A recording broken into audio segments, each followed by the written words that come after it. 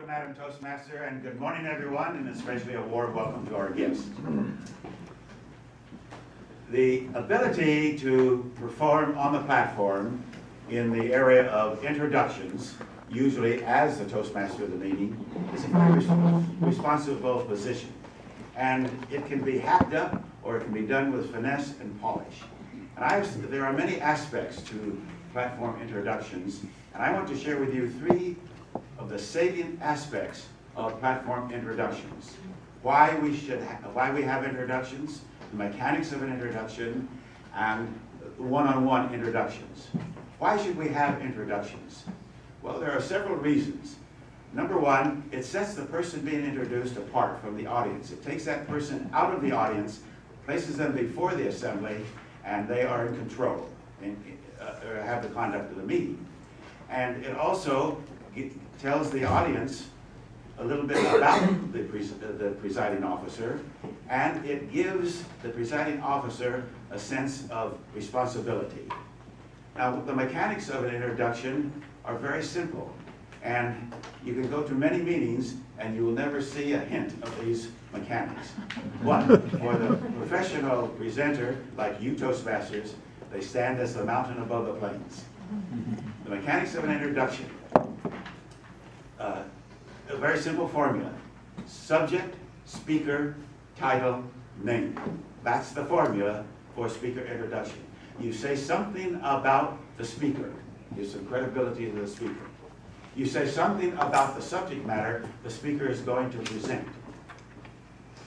You give the title of the speaker's presentation, and the last words, the name of the speaker. The name of the speaker is never uttered in the introduction, the body of the introduction. When you hear the speaker's name, that tells the speaker and the audience that the introduction is completed and the speaker comes forward. So you say something about the speaker, or something about the subject, something about the speaker, the title, and the name of the speaker. The mechanics of well, that was the mechanics of the introduction. Now, the one-on-one introductions.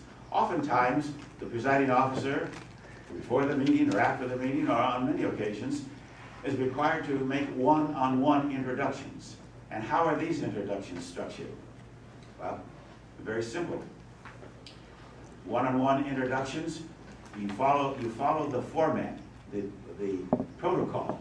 A young person is always introduced to an older person. A person without rank is introduced to a person with rank. A person, a gentleman, is always presented to a lady.